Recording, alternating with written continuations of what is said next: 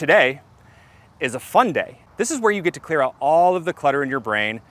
You get to go out there and you just get to hit some golf balls. In fact, today, I'm gonna be hitting about 60 golf balls. That's a lot for me in a practice session. And this is probably gonna take me somewhere between 2.5 to 3 hours. Okay, so before we go any further with today's video, I wanted to bring you guys into the lab real quick, and I wanted to talk to you a little bit about what performance practice really is. So performance practice is just basically you going out to the driving range or wherever you're gonna hit golf balls and hitting golf balls with absolutely no technical thinking at all. You're out there trying to hit the highest quality golf shots, just like if you were playing in your member guest or your club championship or whatever you like to play in. You're gonna go out there without any technical thinking the entire practice session. Now, why would we do a performance practice session to begin with? Performance practice, I like to call it your ball striking stress test, if you will. It allows us to get a good barometer on where you're at with your swing changes. It allows us to see your baseline, and it allows us to be able to see if we need to make adjustments to what it is that you're working on. It's a great way for you to kind of monitor your progress, because I know we go out there and work and work and work, and sometimes we have those sessions that sit in our brain and we really kind of wonder why we're working on things in the first place. But if you can actually see the progress through the metrics, that's a good way for you to be able to stay committed to the process and make real swing changes. When do we like to do performance practice sessions? You can do performance practice sessions any time you want. You can do them before, you can do them during, or you can even do them after you've made swing changes. In fact, I encourage that to happen because it allows us to get that bird's eye view as to where you're at in the processes of things. What do you need in order to be able to make a successful performance practice session happen? Well, very much like I talked about in the technical practice session, I like to have an understanding of how much time I have available to me. So today I've got about 2.5 hours or so to go out there and do this session. And so what I've done is I've allotted myself 60 golf balls that I'm gonna try to hit in that 2.5 hour time frame. You might think to yourself, well, that's not a lot of golf balls. I'm not gonna be out there rifling golf balls. I'm gonna be going through my pre-shot routine. I'm gonna be really working hard to try to hit the best quality shots that I can, because I'm gonna be using a rating system that I'm gonna discuss here in just a minute that's gonna allow me to kind of see where I'm at and if I'm ready to get back out on the golf course and start doing the damn thing. You know what I'm saying? You'll also want to have a camera and a tripod. I can't emphasize how important this really is to have. In fact, if you have a camera or a phone or an iPad that can stay recording the entire time of your session, that would be super, super helpful, because that's a great way for you to be able to have some swings to reflect back on, but it's also a great way for you to be able to keep your data. Now, data collection during the practice session, I'm gonna teach you a rating system. You're gonna be basically looking at the quality of the strike, and you're gonna be looking at dispersion, and you're gonna be using a 1 to 3 rating system. And so what I found is that instead of you having to stop and write down every single shot that you did, is you can simply just say the rating system to the camera and you can go back and reflect on it later. That's a good way for you to be able to keep the practice session rolling. It helps shave off a lot of time. So we're gonna be using the ABC 1, 2, 3 method. And so the way that you're gonna be tracking your progress in this, and you can use your phone and put it in your notes, or you can take a piece of paper and just write it down, is you're gonna be tracking your progress on 3 specific metrics here. You're gonna be tracking it on the quality of the strike, so the quality of how you hit it in the club face, that's gonna be your A. You're gonna be tracking it on the dispersion as far as side to side from the target that you're trying to hit it at, that's B. And then C is the front to back dispersion. But how I want you to use these 3 metrics is I want you to rate yourself. So you're gonna use a 1 to 3 rating system. So when it comes down to ball striking, when you hit it dead nuts on the center of the face, you're gonna give yourself a 3. If you have a little bit of a miss hit, you know there was some room for improvement, that's gonna be a 2.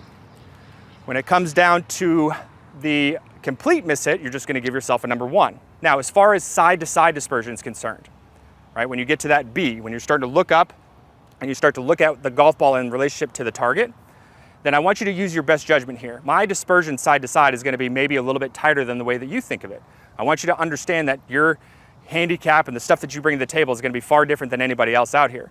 So I, generally speaking, for myself, will give myself a 3 on side-to-side dispersion if I miss it 10 feet on one side of the marker or the other. Okay, so 10 feet is my width to give myself a number 3.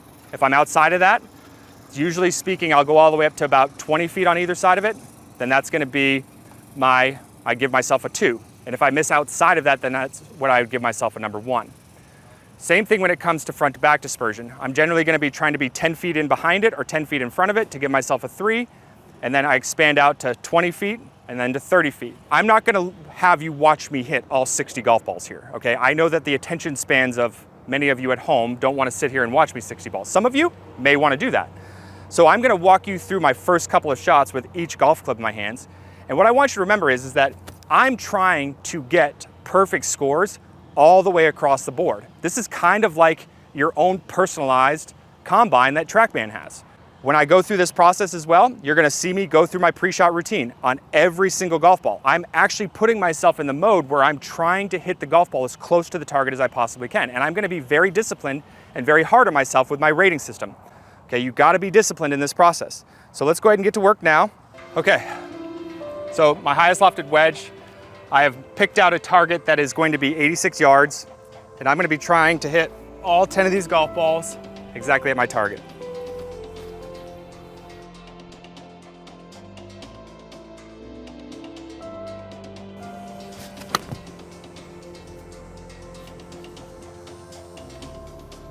So you can see the reason why this sort of practice would take so long to hit 60 balls. I'm going through my processes that I would have if I were playing a competitive round of golf.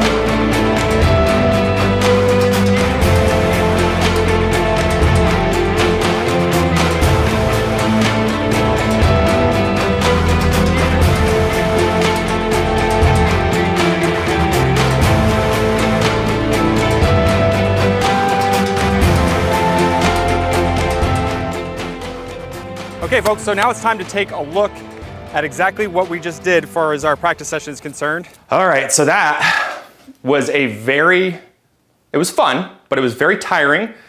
And it was enlightening, to say the least, because I got a good bird's eye view as to where I'm at with my current state of my game. And I know exactly now what I should be working on, because I was able to go back and look at some of the footage and see some of the golf swings and know that I've got some work to do with my lead side of my body at impact. I am really, really quick with my hands and arms right now, and that's a byproduct of me not practicing and not playing a whole lot.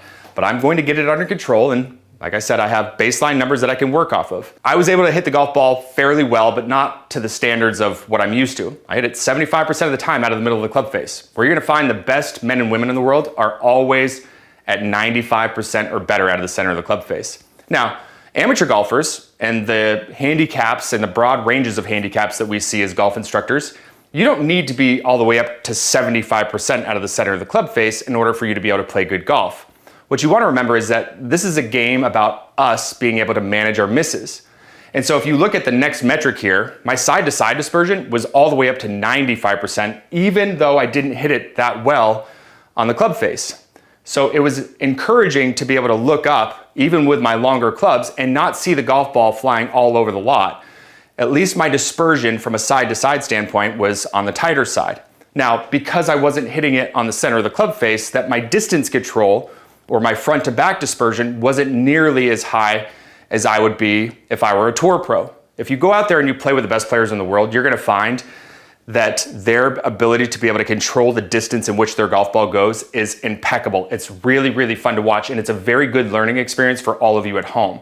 So with that being said, when you go out there and you get this data, I want you to kind of think about what kind of golfer you really are, what kind of golfer you want to be. We can help you understand what your numbers should be in order to be able to get to those certain goals. You want to look at this data and say, okay, my ball striking wasn't that great today. I want to go out there and look at some of the videos from the session and see what that fault really was. And I'm going to work my butt off with some technical practice over the next couple weeks.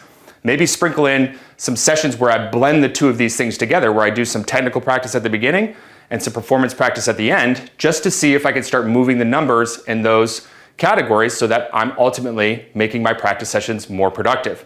And you're also getting a gauge on if your technical practice sessions are really becoming meaningful. So this right here, my friends, is a great way for you to be able to get a gauge on things. It's a great way for you to clear out the clutter. It's a great way for you to be able to start structuring your practice sessions moving forward. So hopefully you guys use this strategy, and hopefully you guys get some good success. And if you don't know what it is that you should be working on and you need somebody to take a look at your golf swings, then come over to the website, sign up for a membership. Our lowest price point membership that we have, you get 2 lessons a month with me where I can sit down with you in a virtual format and I can send you back a video that shows you exactly what it is that you should be working on, why you should be working on it, and a good sort of way to be able to practice this stuff. It is a great way for you to be efficient in this process. So hopefully if you guys are new to the channel and you have not yet subscribed, please subscribe to the channel. If you like today's video, click the like button below. Let's get out there. Let's play some great golf. Let's use data to our advantage.